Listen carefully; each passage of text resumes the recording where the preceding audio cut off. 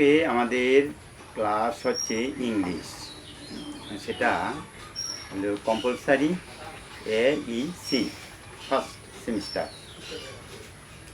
আজকে যে নোটটা আলোচনা করা হবে সেটা হলো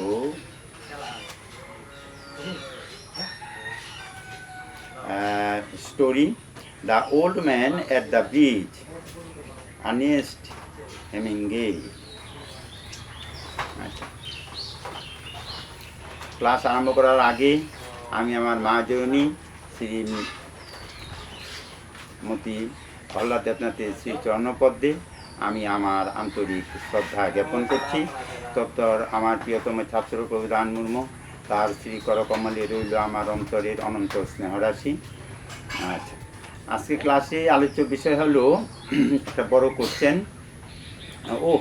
I said not quite understanding why did the speaker not understand quickly.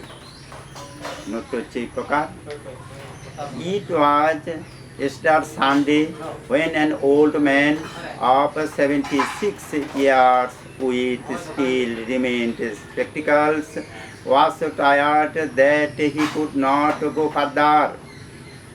ইহা ছিল ইস্টার্ন সোমবার, যখন 76 বছরের বৃদ্ধ ব্যক্তিটি সেই রাস্তার ধারে বসে চেষ্টা করছিল, সে দূরে যেতে পারত না। He sat by the side of the road, সে রাস্তার ধারে বসেছিল। To cross the Penton bridge was the take of narrator, Republican soldier. সেই ব্রিজের উপর দিয়ে সে এসেছিল।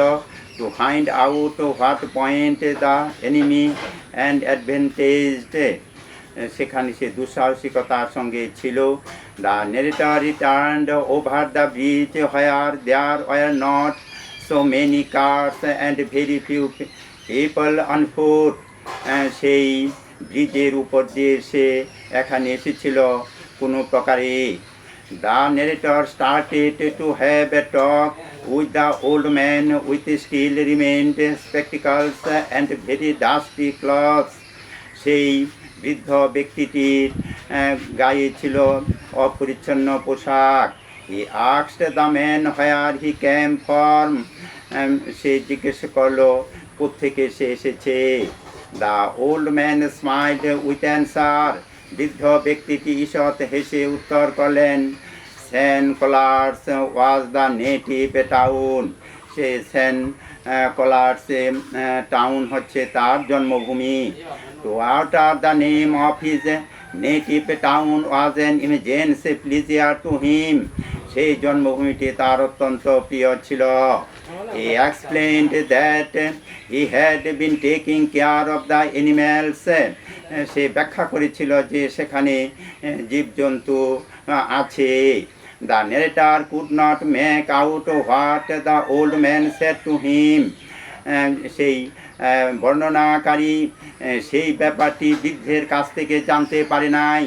The narrator asked about his own hometown, but the old man answered him and at the same time explained that he had been taking care of the animals.